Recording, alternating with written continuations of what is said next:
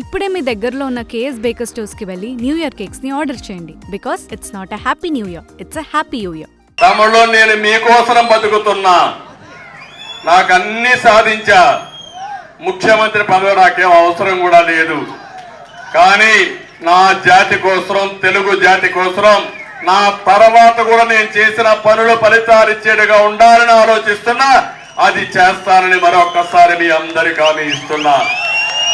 నా ఆలోచన ఒకటి, పేదరికం లేని సమాజం ఉండాలి, ఆర్థిక అసమానత తగ్గించాలి, ప్రతి ఒక్క పేదవారికి నేను అండగా ఉంటా.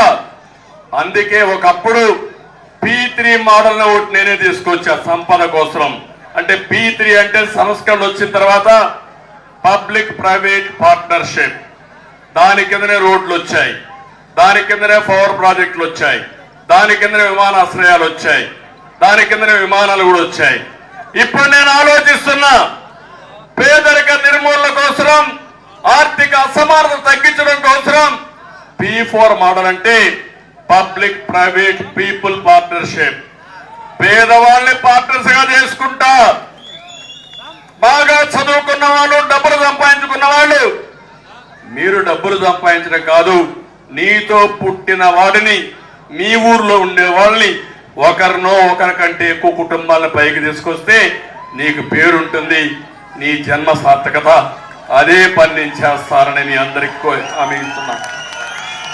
ఒకప్పుడు ఇక్కడ జన్మభూమి తీసుకొచ్చాను, జన్మభూమి పిలిపించాను. విదేశాల్లో ఉండేవారు కూడా మీ ఊర్లో మీ స్కూల్ పిలుస్తా ఉంది, వచ్చి బిల్డింగ్ కట్టు, మీ ఊర్లో నీ మనుషులు పిలుస్తున్నారు, రోడ్డు వెయ్యి అనే పనులు చేయించాం. ఇప్పుడు నా ఆలోచన ఒకటి, అవన్నీ అయిపోతున్నాయి, మనమే చేసుకోగలుగుతాం. కానీ పేదవాళ్ళకు అండగా ఉండడం సామాజిక బాధ్యత. నా జీవితంలో ఒకటే సంకల్పం, ఆ సంకల్పం అనునిత్యం నేను సంపాదించేదంతా ప్రభుత్వం తరఫున పేదవాళ్ళకి చెందాలనేది నా సంకల్పం అని చెప్పి మరొక్కసారి తెలియజేస్తున్నా. ఈ దుర్మార్గులు చేసేది పేదవాళ్ళని నిరుపేదలుగా చేయాలనుకుంటున్నారు, 24 గంటలు భిక్షమెత్తుకోవాలనుకుంటున్నారు.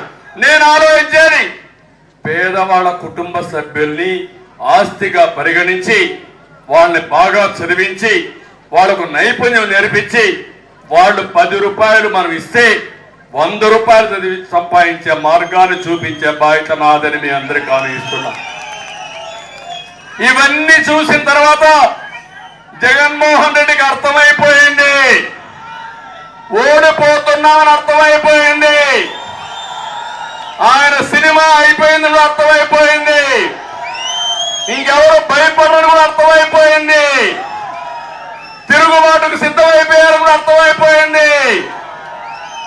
అందుకే ఇప్పుడు ఏమంటున్నా అంటే ఎమ్మెల్యేలు మార్చేస్తారంట.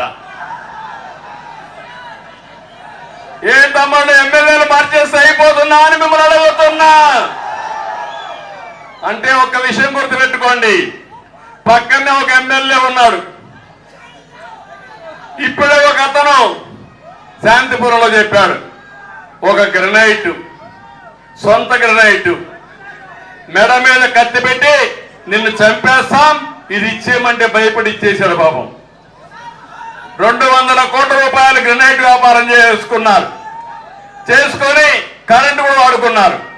40 లక్షలు కరెంటు ఛార్జీలు కట్టకుండా ఆ కరెంటు బిల్లు ఎవరికి వచ్చిందంటే దోచుకున్నాడుకు రాలేదు, ఎవరి పేరుతో ఆస్తుందో వాడికి వచ్చి ఆ 40 లక్షలు ఇది కట్టమంటున్నారు. ఇప్పుడు నేను అడుగుతున్నా, జగన్మోహన్ రెడ్డి ధైర్యం ఉందా తీవయ్యా నువ్వు?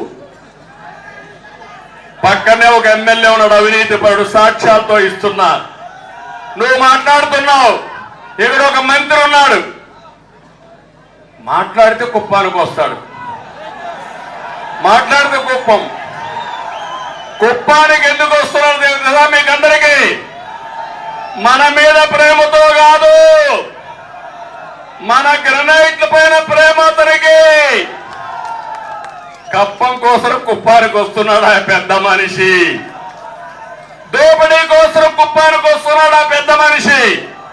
నేను అడుగుతున్నా, మీరు మంత్రా దళారిలా అని అడుగుతున్నా.